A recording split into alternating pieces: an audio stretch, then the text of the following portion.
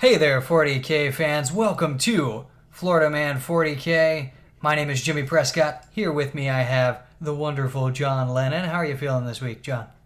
Oh, absolutely fantastic. Howdy, folks.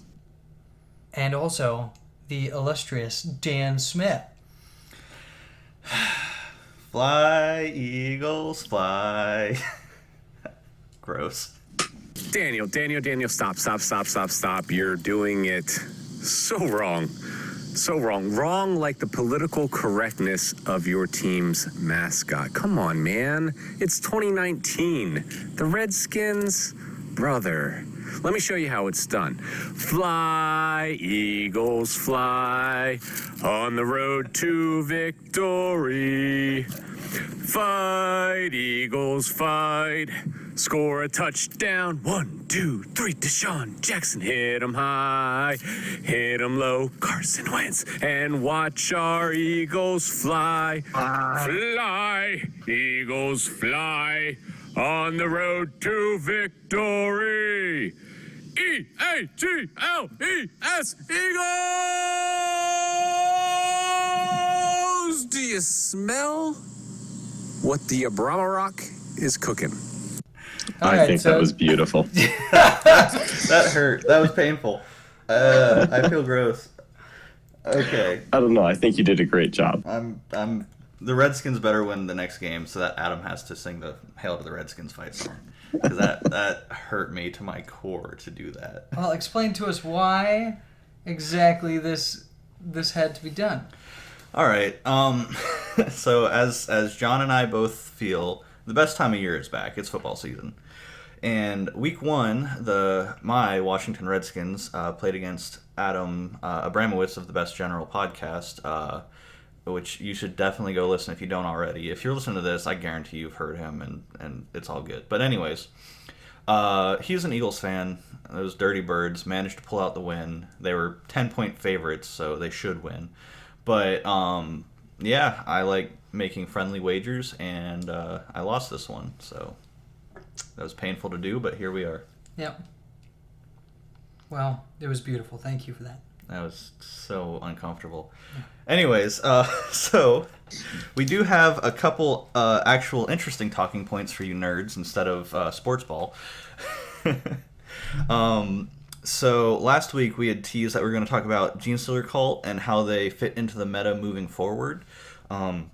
Obviously with Marines coming out, high volume fire, a little bit of AP, there's more answers to Gene Stealer Cult, plus the ability to negate deep striking within 12 inches, which is a special ability, so it does get around some of Gene Stealer Cult's own shenanigans. And then after that, we will probably talk about building a list to really fit your skill level. So like the Tau list that Richard Siegler just won Nova with isn't an easy list to play. It's just not. There's a lot of moving parts, a lot of things that if you're not sure how to do it properly, like using the forest with the grav inhibitor drones to give your opponent a potential -5 to charge, like if you're not thinking about that constantly, then you might have a little bit harder time. Siegler's played that list all year. He's had plenty of practice, and he's a great player. So building a list that really fits your skill level is important for tournament play and how to get the best results every event you go to. So we'll cover that as well. And then, Jimmy, did you have anything you wanted to cover, or you, John? I think we have to cover Tyranids a bit. Yes, always got to cover Tyranids a little bit. And John, what do you think? I think that's most of it, and then I'm sure that we will spend an obligatory couple of minutes complaining about the new Space Marines, because why wouldn't we? If you've read them, then there's a lot to complain about, so I'm sure we can chip in there.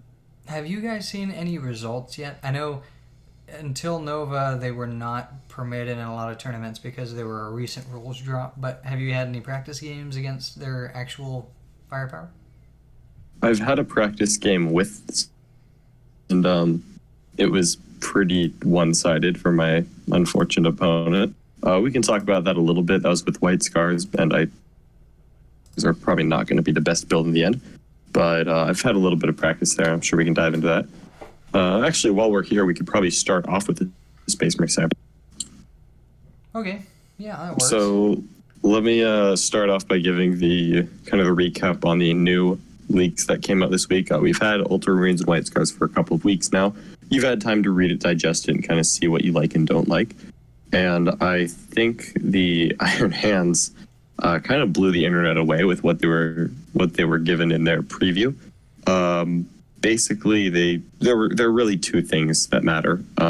They got their doctrine discipline thing, where as long as Devastator Doctrine is active, they ignore the heavy penalty and they reroll once to hit. I believe with heavy weapons.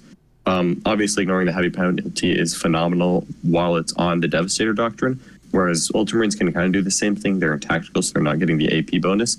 This way, in Iron Hands, for example, Leviathan Dreadnought is always hitting on 2, so getting the AP3 and its Storm Cannon at the same time. And is also rerolling 1s while it hits on 2. So you can kind of imagine how powerful that combination is going to be.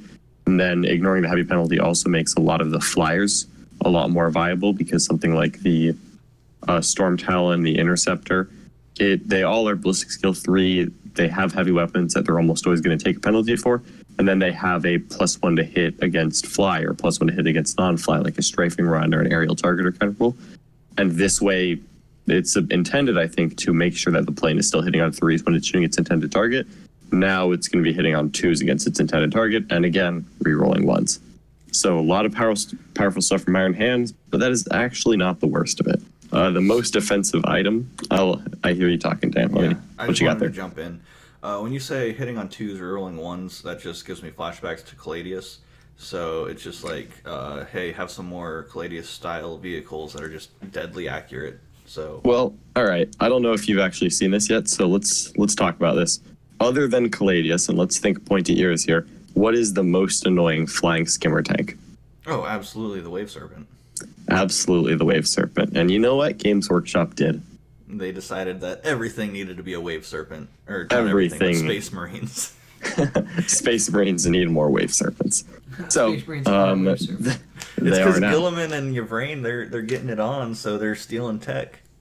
Yeah, well, this time the Iron Hand stole it. So Well- they unearthed one of the relics, the Ironstone, which gives the bearer a 3-inch aura of all vehicles reduce damage by 1. And that, unfortunately, I'm not going to say OP yet. We're going to get it on the table before we say OP. But just looking at it on paper, I can see where it would get very, very frustrating. So does that relic go on a character, and then can that character go into a transport to increase the aura range, or do you just have to put the character on a bike and have them Not really how that works in 8th edition.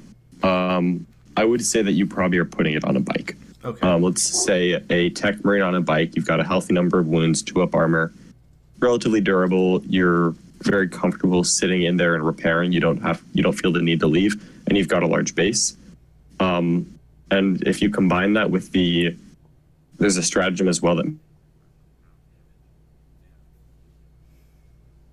you've been able to get both half damage and reduce damage by 1. However, now you can. So if you do the math here, if you put that strat on the Leviathan Dreadnought, let's say your opponent shoots with a Volcano Lance, you fail a save, they roll 6 damage. Well, you have that damage. It's now 3 damage. You reduce that damage by 1. It's now 2 damage, and then you get your Feel No Pain. You guys can see where this is going to get annoying, right? Yeah.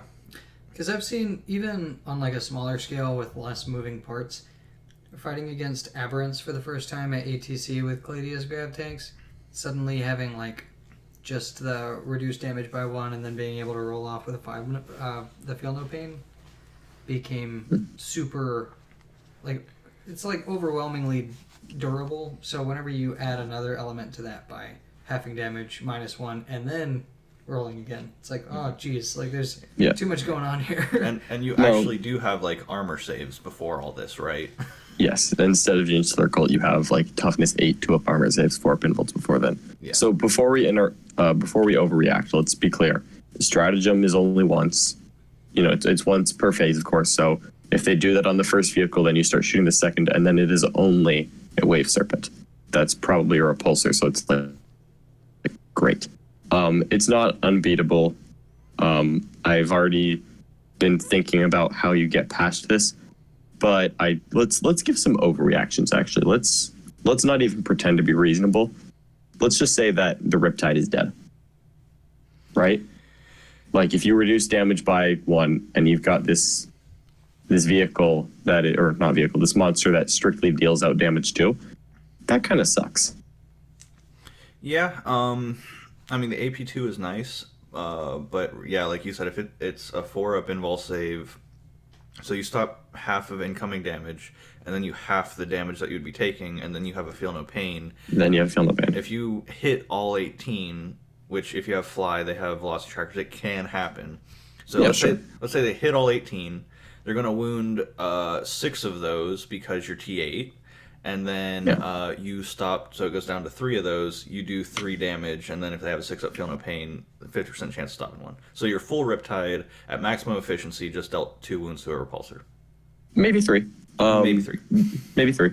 But then you also have the problem that the Iron Hands are going to be repairing, because why wouldn't you have tech range with Iron Hands? And they don't degrade. They degrade half as fast as normal vehicles.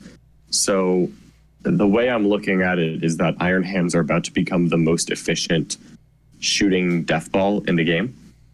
And that doesn't mean they're unbeatable. It just means that, sometimes you see a shooting death ball like a Tau army, and you think, you know what, if I have my own efficient shooting death ball, I can outshoot them. Like, one of the things that Siegler has stated he's most afraid of is going second against an Imperial gun line that outranges him, where they just have the weight of fire to make it through his death ball before he shoots through their death ball.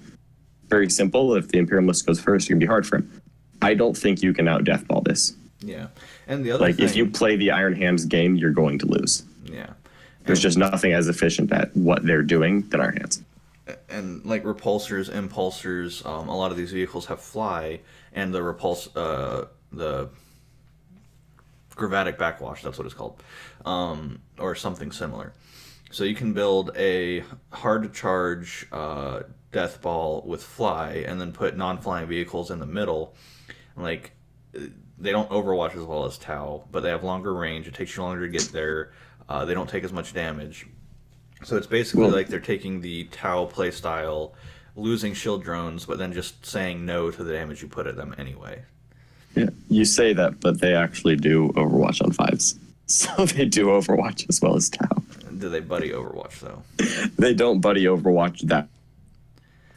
We haven't seen everything yet. We have only seen Relic, Warlord Trait, a Psychic Power, and the Doctrine. So there's plenty more still to be unveiled, but what we have seen so far means that, to me, it looks like Iron Hands will be very good at a very specific playstyle, and if you try to outdo them at their own game, you're going to lose. And actually, just off of that, something I like, you could do a Hawk Shroud Valiant with the Trader's Prior and park it behind your anti-charge blob, and then just flame something as with Buddy Overwatch. So you're Overwatch on 5s, and you have the Flamer. Like, they can't really stay far away because you have long range, and they don't really want to get close because then a Valiant hits you. Like, that's just... Yeah.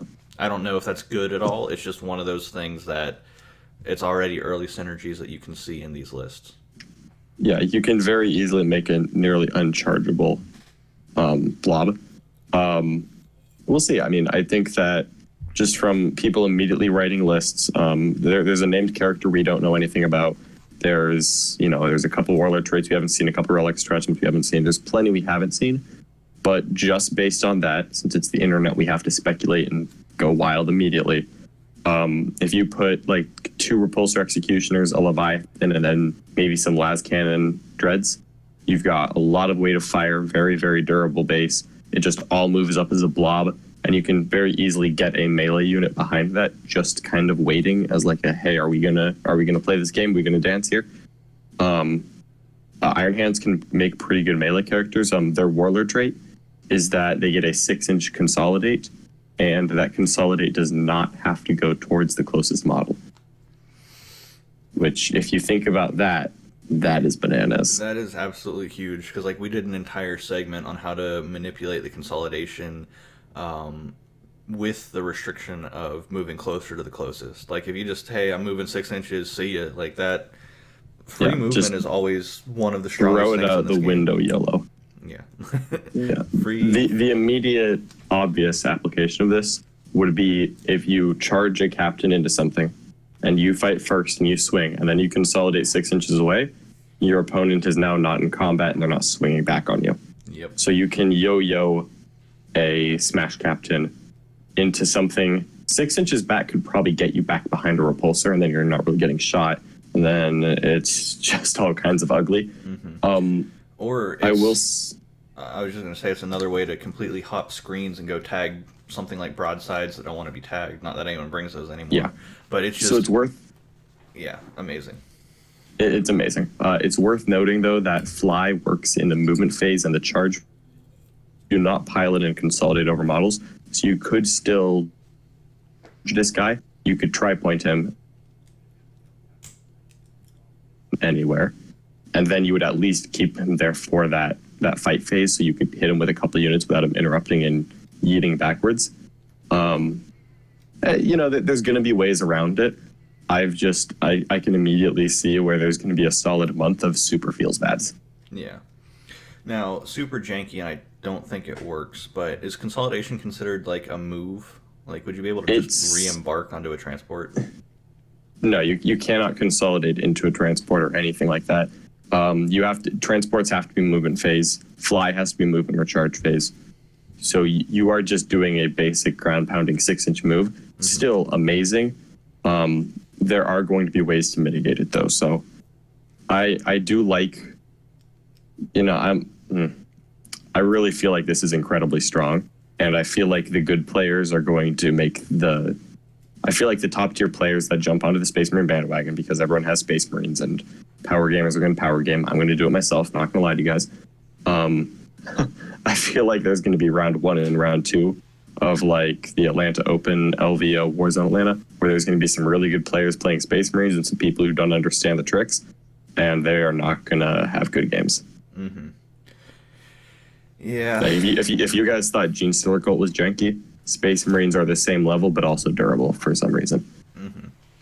And range, which is 9 times out of 10 better than melee in 40k. I object to that, sir, but you're right. So melee has more shenanigans when you get there, but range is strong. Mm-hmm. And shenanigans plus range. Yeah, Space Marines are going to do it all well. Some of the playtesters who are in the know have said that Iron Hands are on paper the strongest and easiest to use. Having looked at that, I can definitely see why. I mean, if you just take 4 toughness 8 vehicles with 16 wounds and invulns, and you just park them around a shooting firebase, you give them reroll once to hit from the doctrine. You can give them +1 to hit with the psychic power. That's their psychic power. Give a vehicle +1 to hit. Make some of it ballistic skill 2. Put a lieutenant in there. Have a couple tech marines that you're fixing wounds. I'm willing to bet, just purely a guess, that because Iron Hands, because they're the Forge World kind of chapter, I'm willing to bet that there will be a Relic War stratagem to make them heal more efficiently. Anything like that, the fact that they double their wounds for the degradation table, I could see that just being more durable than people expect and just shooting people off the board and you're not doing enough back. Just very plain and simple, you park that in the middle of the board and you kill people. Yeah, well, good news is I still have 2 repulsors that haven't been painted yet, so... Yep, yeah, strip that Death Watch logo off, slap a hand on, and you are in business, my friend. Exactly. And I've got a bunch of Mark III and Mark IV Marines, so... Yeah, hey, you know what? Now is absolutely the time. Yeah, I'll glue cork on the base, like an inch of cork, so they're tall enough. So, because I want to actually provide some kind of useful feedback, the best way to kill something that... So, these have aberrant syndrome, but also on a vehicle. And with aberrants, they pretty much die to one of 2 things. Either a lot of damage 1, or a lot of damage 3 and 4. You can't really go for that middle ground there because it's just not efficient and you usually don't have enough of it. So for these vehicles, being 2 things that are going to kill them. 1, shadow swords, where you're just tossing like 2d6 damage on them, so that even after you have it and reduce it by 1, you're still ending up at like damage 3 or 4, and the AP 5 will cut through, so where a couple failed saves will still kill a vehicle or 2 a turn. Or a whole ton of mortal wounds and damage 1. Mm-hmm. Chaos, if you can get there, definitely have the mortal wound output. Harlequin bikes actually kind of seem like big winners in this Marine meta to me. Yeah, the other one I kind of like, coming back to it, are Infernal Knights, because you can get to that damage 3, or that Forge World Flamer can get to damage 4. which obviously they're going to use the stratagem to negate and bring all that down to damage 1.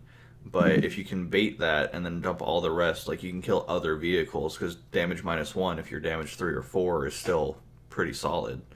Yeah, and it's also worth pointing out that completely blanked. Okay, yeah, the reduced damage stratagem. So this not only.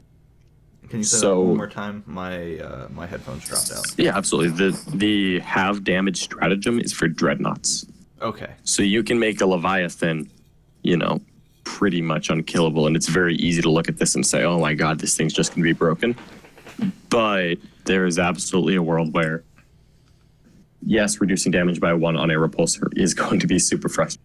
But if you light into him with las cannons, do not have an inbuilt invulnerable save, and the best case scenario is that they're near an aura that gives them a 5-up invuln so far, unless Iron Hands up more crazy stuff we haven't seen. Then at that point, I feel like some armies can still shoot through that. Yeah.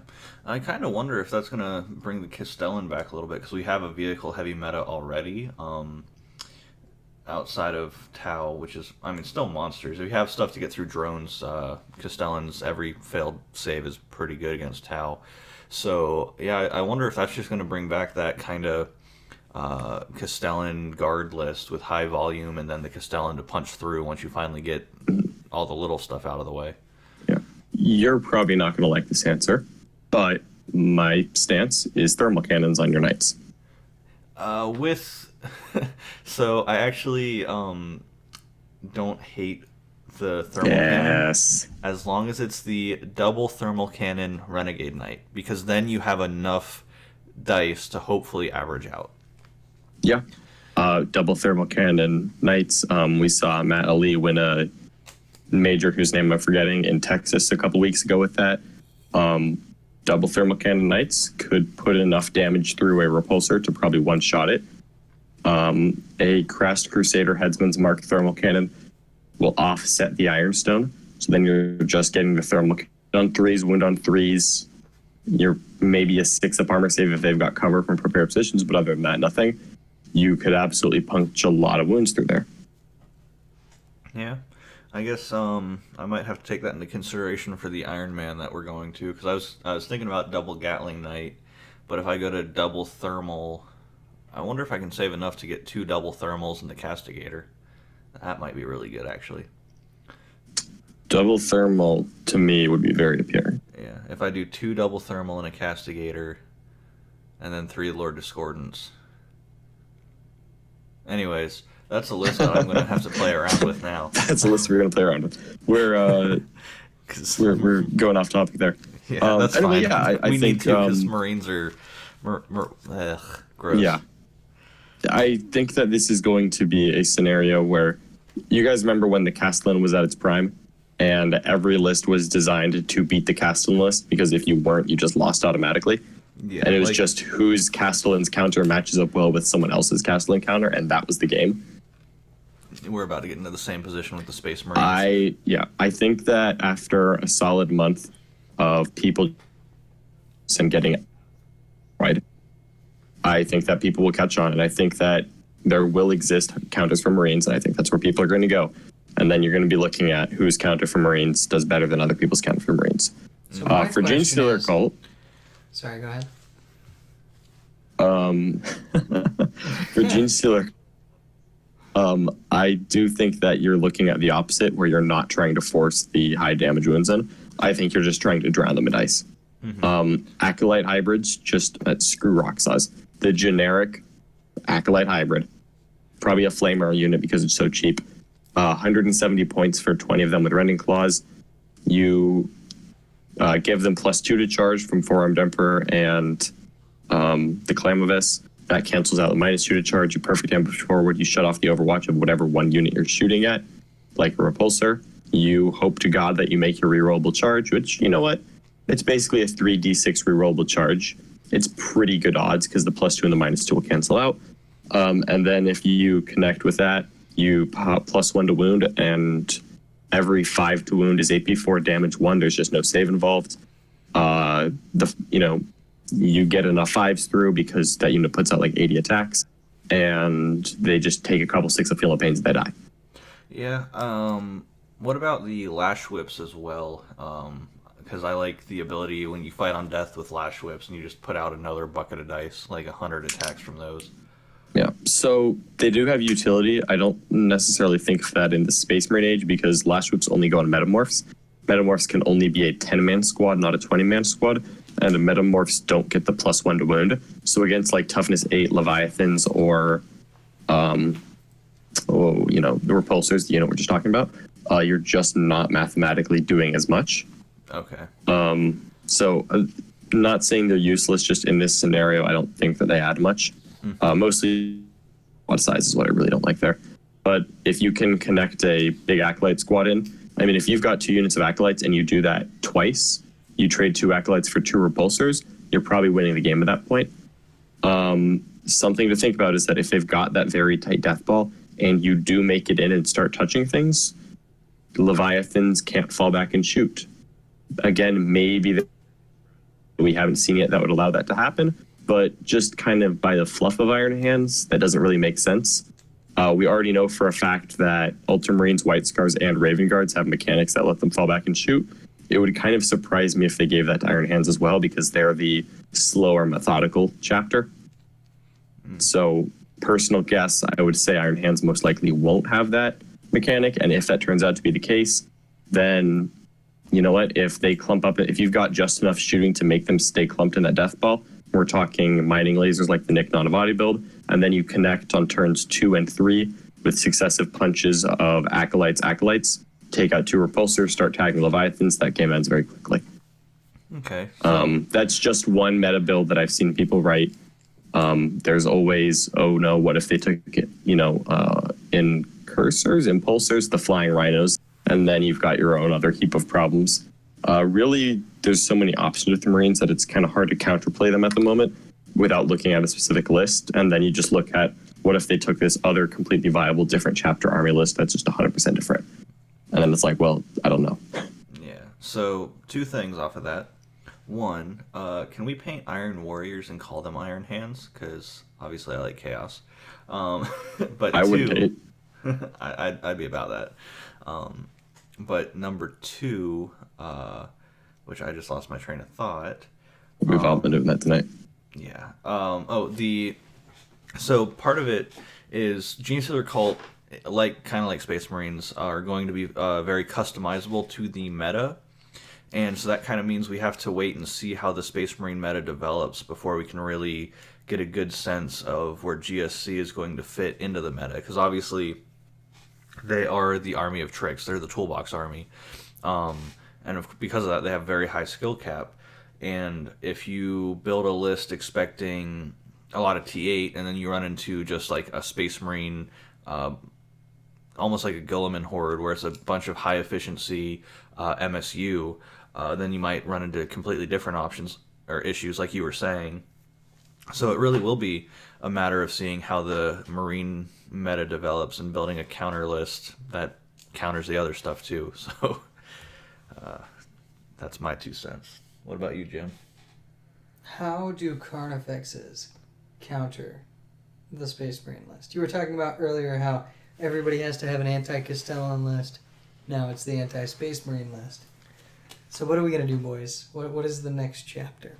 So Tyranids probably just roll over, and There's got to be a play here. Surely the release of the Space Marines is going to bring Tyranids back. I don't know why, but it's going to happen. maybe if it's a death ball, like the Neurothropes or Zoanthropes, do they have an area of effect mortal wound thing, kind of like the Necrons? You end up, donating 3 units to doing 1 burst of super Yeah, sweat. I mean, theoretically that does exist, but no. But no. So that's Tyranid talk. That's All right, Tyranid talk. next Tyranid chapter, talk how is about that? we're waiting on.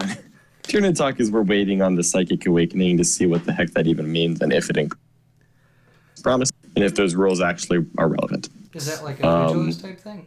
Yeah. Yeah, the next campaign is going to be Psychic Awakening, and it's going to have rules action.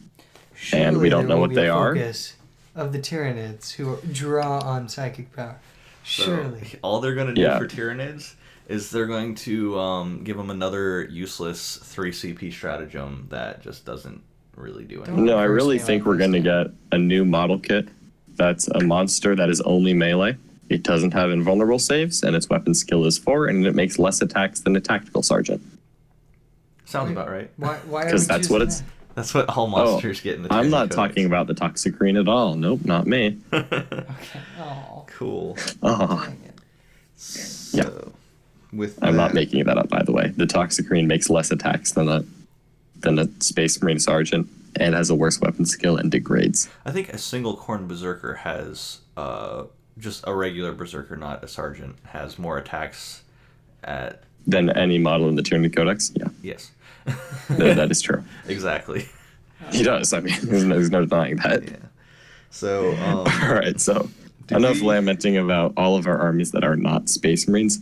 I can't Iron chase Hands- the meta anymore, boys. I am sorry. Yeah. Iron the Hands Riptide sound is amazing. truly dead. I'm at a loss. You know, that's John Lennon's hot take overreaction. So we'll give I'll it a little take it. bit. And yeah, I also thought that Siegler wasn't going to win Nova. So here I am well, looking like a because he fool. didn't think Siegler was going to Nova. Like, That is also true. He surprised us all. But Including himself. He including also didn't himself. think he was going to be at Nova. hey, man, pulled it out. So that was Iron Hands. They look amazing. Initial glance, they look stupidly OP. If you think about it, they're just going to be the best at what they do. I'm the best there is at what I do, bub. But I think that they will end up being beatable once we actually see the whole thing, and we just accept that we have to counter them hard in our lists. But they also announced Raven Guard, and I know there are some Raven Guard fans out there, some Raptor. Hopefully Will Taylor listens to this podcast. The Emo Marines, as they are really starting to look. As long as Tactical Doctrine is up, they get +1 to hit and wound against characters. And immediate thought is, oh, that's terrible. And then it's, oh, that's really good if you take snipers. And then it's, oh my god, poor knights. yep, that's what I was about to say. 9 times out of 10, knights are characters, which is already actually a pretty big drawback for them. Lord Discordants are characters. Wait, so what happens that messes up big guy characters? +1 to hit and +1 to wound. Oh no! So, like, What type of damage does this guy do? Or is this the whole That's army? that's the whole arm. That's the entire Every army. Raven Guard model Yeah. is +1 to hit and +1 to wound against characters. So your scout snipers, and then you're like las cannons wounding knights on 2s because sure, why not? Hitting on 2s, wounding on 2s. AP a million. That hurts. Yeah. The sneaky Yeah, beakies. so- They've got other stuff that you would kind of expect. Warlord trait that lets you ignore Overwatch. Relic jump pack that lets you advance and charge reroll failed charges. Like pretty cool Raven Guard stuff. Doesn't jump out as OP, and has the a psychic power that lets you pick up a character in deep strike at 9 inches away. So like they're kind of stepping through the shadows. I think it's very good. I would say that from what we're seeing, my immediate thought is that I would take a Raven Guard battalion. I don't know if I would do an entire army of Raven Guard, but I think that souping Marines is going to end up being the way to go. So I could really see someone saying, okay, I'm going to have all of my Iron Hands tank, and here's my Death Ball, and here's a battalion of Raven Guard. I've got 15 Scout Snipers, a couple Eliminators, and 1 or 2 characters, like a generic Librarian and your Smash character who ignores Overwatch. Yeah, so it kind of feels like they got a lot of the tricks that Blood Angels players enjoyed, but then also better tricks. Well, that's yikes. I won't complain about how irrelevant this makes the other Marine books. Yeah. Dark Angels just don't exist anymore, as far as I'm concerned. Yeah. Well, Yeah, they no. existed in the Chaos Realms. That's why they haven't been Not elevated with even all the there. Primaris. Yeah, not even. Because they're... I can't even make jokes. Like I already feel so bad for them. Oh, it's okay. Like, they'll be really strong when they get their Chaos release. Yeah, I don't know, man. I can't do it anymore. So Raven Guard I think they look cool. They don't look OP at all from what we're seeing. But they're probably getting more stuff because there's going to be 7 more stratagems and there's going to be all kinds of stuff we haven't seen yet. But Raven Guard, as leaked, look like a cool buff to Raven Guard that will probably be viable. They don't look crazy OP. Yeah. So I don't have as much of a hot take there other than this is a great ATC army because you can just pair it into knights and raffle stomp them. Yeah. Or, because if you play against knights and it's just my entire army is +1 to hit and wound against you, like, I don't even know. Yeah. Like, thanks for playing. You thought Vengeance for Cadia was annoying? Oh, wait. Yeah. It gets worse. And so, yes. It kind of feels like a natural counter to Chaos.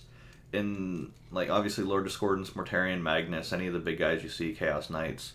And then if you can position, have your snipers and like get through screens, which Marines are going to get better and better at doing, then you can just like snipe out Aramin, take out the big threats, and then yeah.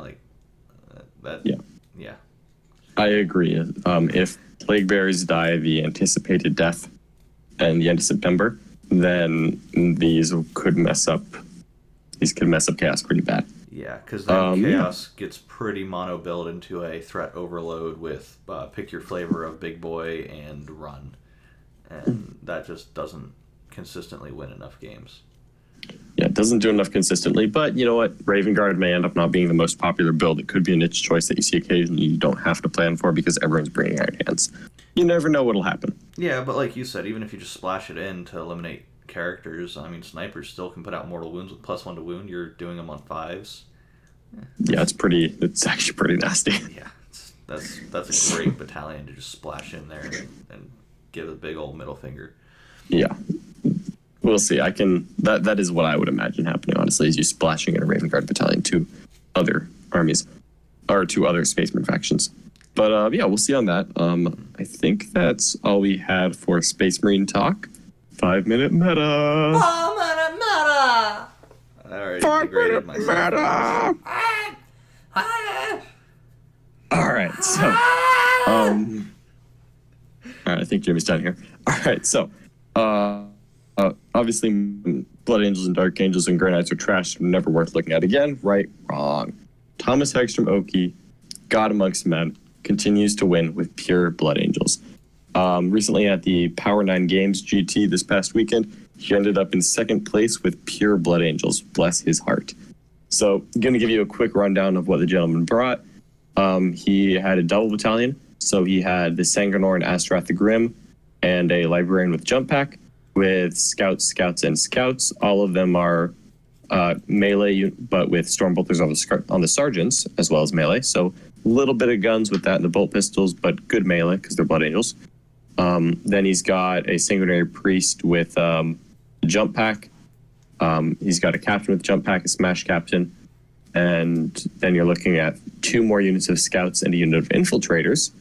And then finally a Vanguard of Blood Angels, where you've got a Phobos Librarian, a Sanguinary Ancient, who's the banner guy. He can give an aura 5 of Feel No Pain, a full unit of 15 Death Company with 5 Thunderhammers, and a big blob of 10 Sanguinary Guard. And then he has the Requisition Assassin. So good amount of command points and a little bit of jank in here. So Blood Angels do technically get the buffs from the Shock Assault. So the first thing to highlight here is the Phobos Librarian and the Death Company. The Phobos Librarian, it's not marked, but I'm going to go out on a limb and assume that this is the Warlord. If so, the Phobos Librarian can take a Warlord trait from Shadow Spear because they don't use the new Marine Codex, where you can redeploy 3 units before before the first battle round after you know who's going first. So if Thomas is going first, he can take Death Company and maybe the Death Company Captain, and he can move them wherever he wants, directly opposite the opponent. And then he can do the pre-game move with 4 Death Company. It's called Forlorn Fury, I believe, where you move 12 plus D6 up. And then you begin your movement phase, you move as normal, and you can do charging stuff. A Death Company Marine is 2 attack space. A Chainsword takes them to 3 attack space. their +1 attack on the charge for 4 attacks. Because of Shock Assault, they go to 5 attacks. And then if you cast the, there's a Blood Angel power, I think it's like Red Thirst or something. If you cast a Psychic power on the unit, they go up to 6 attacks per model. So 5 attacks for the Thunderhammer, 6 attack for the Chainsword Boys. Oh, and I'm sorry, if you're near, what's his name, the Sanguinor, you're 7 attacks per model. I don't know if you get all these buffs at once, but it doesn't really matter. Whatever you hit is dead. Because Astrath can give that unit +1 to hit. And that's what I was about to say. Because a Death Company unit can take, what, 2 Thunderhammers? Or is it 1 per 5? So if you take a unit of 15, it's 3? You can take as many Thunderhammers as you want. So he's taking 5. Okay. You take 5 Thunderhammers. You give the unit +1 to hit to negate the -1 to hit. And then you just Leroy Jenkins on in there and just... I want that dead right there. Yeah, and I imagine that either he went first in every game or he had a decent amount of terrain. Because if he has good terrain in the midfield, he can kind of Phobos Librarian, move them directly opposite it, pre-game move up into that terrain. If there's like a magic box midfield, he could go in it, have a couple characters scattered behind it, infiltrate the Phobos Marines, or sorry, the infiltrators and the scouts up, and they can all just suddenly be in terrain, not really able to be targeted, and then it's just all characters behind that. He could give gunline armies an absolutely terrible day. True enough, looking at his matchups, he dropped 39 points. Let's see. Yeah, 39 points on a night list, or 37 points on a night list, 35 points on a Cataphrone Destroyer list, 40 points on a Cataphrone Destroyer and night list. That's just horrendous.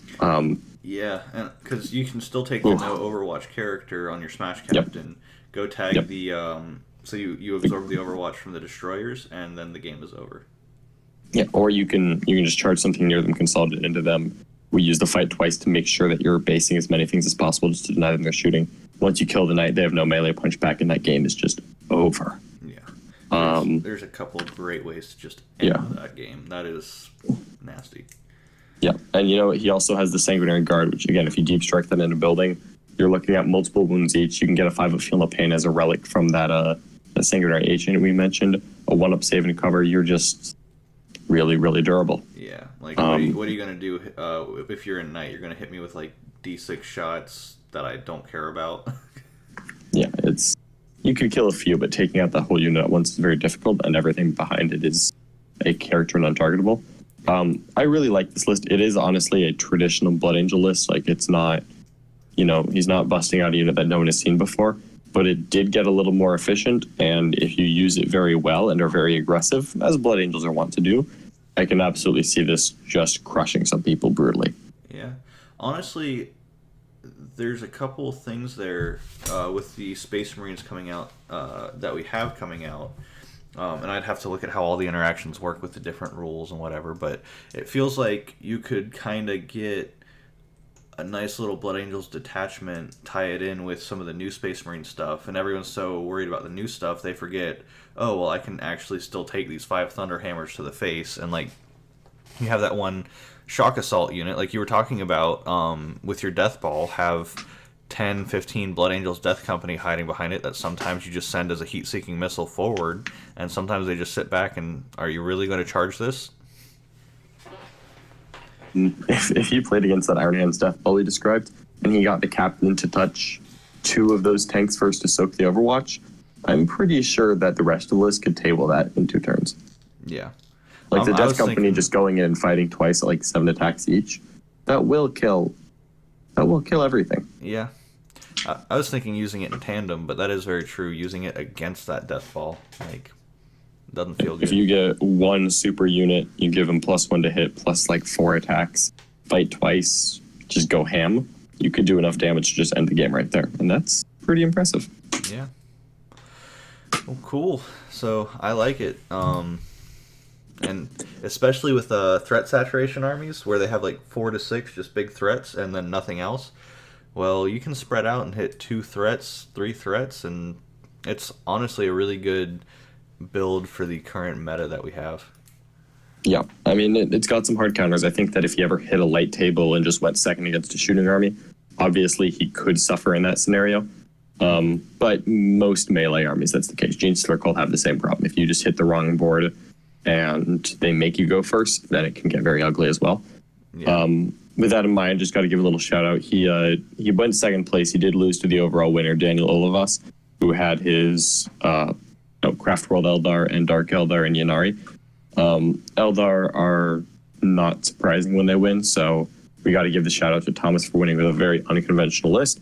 But it should be noted that he did not win the whole thing, and Daniel deserves some credit as well.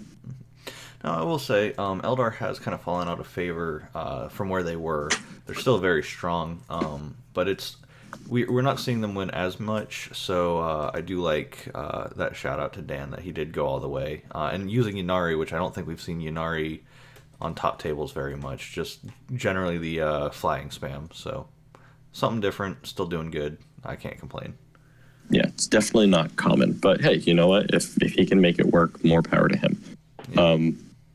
All right, so I think we were also going to talk a bit, while we're talking about lists here, kind of about tiers of lists and maybe what you should be playing, right? Yep, absolutely. And this is one I actually want to throw to Jimmy a little bit, because when I was first kind of trying to get Jimmy back into competitive 40K, a big thing that I was saying is, well, let's just start with Knights. We put 6 models on the table, you learn those rules, and you can at least play. It won't be fun going against new armies you've never seen before. You're going to take some licks. In games you really could and should win, but you've never seen it before, so it's not going to feel great. But that was the big thing, is let's just get you a list you can run competitively right now just to figure out the game, get your feet wet, and keep moving. So you want to take over a little bit, give us some thoughts, Jim? Just about that list, you mean, or what? Kind of my thought with this segment is ultimately it's building a list to fit your skill level, whether that's just getting into the game competitively. If you're kind of getting that 3 and 2 and you want to build something to get through those gatekeepers, get you to that 4 and 1, or if you are a good player, you're consistently getting 4 and 1, and you need to get that last one to push to 5 and 0. So, I guess, how did you feel with that little bit of advice when we started of here's just a 6 model list, here are your rules, and see what happens? Did you feel that was a good way to start competitively, or?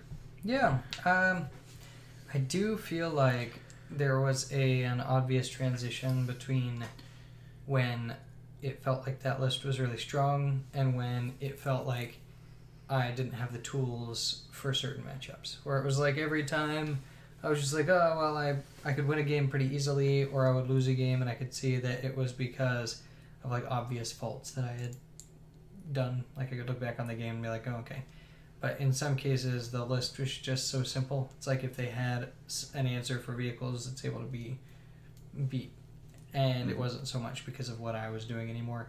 And I feel like that was a good lesson as far as, knowing when it was your fault and when it was something that you could, you just need to build a little better for. Because there are some cases where the list really does matter in a matchup. Absolutely. And that's kind of, I guess, the whole purpose of RTTs, in my opinion, if you're a competitive player, and the goal moving forward is you want to build a list and master that list, and you get better as a player, and you see early on, I made all these mistakes, I need to do this, I need to do that, but you hit a point where you hit the ceiling of the list that you're playing, and you might have a lot of success there, or you might be stuck in that 3 and 2 kind of vortex where you can't quite push through. You're beating the players you should be beating, but you feel like you're just getting outplayed. So that's when it's time to take a less straightforward list that might have more perceived weaknesses, but it has a lot more layers. So for me, when I kind of started getting away from that 3 and 2 to the 4 and 1, 3, 1 and 1, and the occasional 3 and 0, 5 and 0, whatever. For me personally, I was running a chaos list that basically the entire objective was to null deploy and have certain tools that are designed to take out very specific targets. Obliterators, obviously, for anti-armor, plague bearers that you can deep strike in to try point something and take objectives, Terminators, which I haven't seen a lot in the meta. But Terminators, deep striking into cover, removing screens to set up for the Obliterators to deep strike, etc., etc.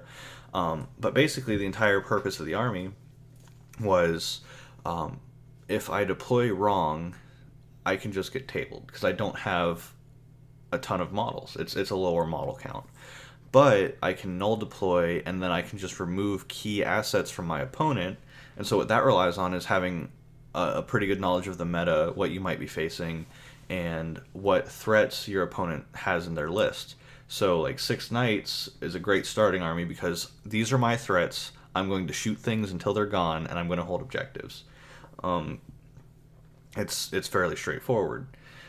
And you learn, see what your opponent does, and obviously you want to have proper target priority to get rid of their threats that are going to kill your knights. But then when you build something like my Battle for the Peak list or Genestealer Cult, where you have to know your opponent's assets almost better than your own, so you make the right trades to remove those threats. And that's kind of the next skill level, the way I see it, is you go from knowing your list and knowing the missions, knowing the rules, to building a list that you have a strategy in mind. You have a way to answer your opponent's list. You're building more into the meta as a whole and what you expect to see. And I would say that's kind of the second of 3 steps. And you can have a lot of success in that step. I feel like that's where you're kind of going into right now, Jimmy, building into the Tau and having a Chaos army that you can play. Because Tau, again, relies a lot on target priority and knowing when to make the right decision. Yeah, I'd say I haven't really taken a clear step into that yet, because the most recent thing I've been playing is still Imperium Knights and Caladia's Tanks, which is not much farther from the Pure Knights list that I had played before. So I suppose I can report back on that when I finally get to play one of the other armies that I own. But I literally have played one game with Tau, and other than that, I've been playing Imperium for the last year or so. Yeah, but I would say, like, even what you were saying earlier is you got to a point where you ran into the list's limitations, so you got enough games and practice to be ready to take the next step and see where that takes you. So I'm looking forward to. I know we got the Iron Man we're hoping to go to in a couple weeks. I'm hoping you crack out the Tau for that one, because I think that'd be a really good trial by fire to see exactly what you can do. Yeah. Going in cold. Oof. That would be the best idea. Yeah. So, and then the final step, I would say, for kind of building a list to fit your skill level is you have to be confident and know your skill level as a player. And we teased John. He had some audio problems, so he's out right now. But we teased John a lot about having an ego. We make fun of Siegler for the same thing. But when you're confident and you know that you can just outplay people in your meta, or you can outplay people at tournaments you go to, you can build a list that, okay, maybe I've got some weaknesses, but I know the top players at this event are going to be bringing Genestealer Cult, they're going to be bringing Caladia's Tanks, and they're going to be bringing the new Space Marines. So what army can I build that gives me the best opportunity of beating those 3 players, whoever I know is going, I perceive as a threat? What list can I build to specifically beat those 3 or 4 players? And I'll just rely on my skill and outplaying the rest of the opponents. And we kind of say, plan for the best, outplay the rest. That's kind of the easy way to remember it. And that's where, when you're really confident in your play, and sometimes you'll run into someone who's better than you expected and you lose. Like, that can happen. But the goal to consistently get to that 5-0, 6-0, winning GTs, winning majors, you have to be completely confident that you can outplay in a bad matchup. You can take a bad matchup and know, if I do this, I remove this threat, and I play to the objective, I can still win. And I would say that's kind of the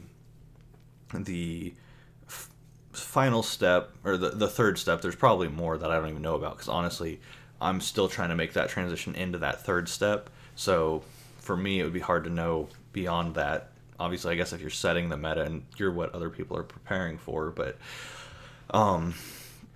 so for me, that's kind of what I see as the 3 steps of understanding your skill level. And that's what it comes down to, honestly, is having a good understanding of your skill. How good are you at this game? And don't be humble and don't be arrogant. Just say, I feel if I'm going to go to a 40-man event, I should be able to outplay 10. I might be the worst person there. I might be able to outplay 20, but you should be able to kind of gauge and pick. And then when you place yourself in that ranking, for lack of a better term, and you say, okay, there's 30 players I think I can do better than, there's these 10 that I really need to look out for, and then study your meta. See, okay, I know Richard Siegler's going to be playing Tau until Grey Knights are good, so he's going to be playing Tau forever. I know John Lennon is going to play whatever the strongest army is because that gives him the best chance of winning. So I know I've got to prepare for Tau and I've got to prepare for Space Marines. That's what I'm going to be preparing for in any event that I know those two are going to. And as the field changes and I see other people like Andrew Ford, he's a great player that comes and plays in the South a lot. He brings a lot of Imperial as well. So I'm seeing 5 or 6 Imperial lists and 2 or 3 Tau. Okay, I need to skew a little bit more to take on the Imperium.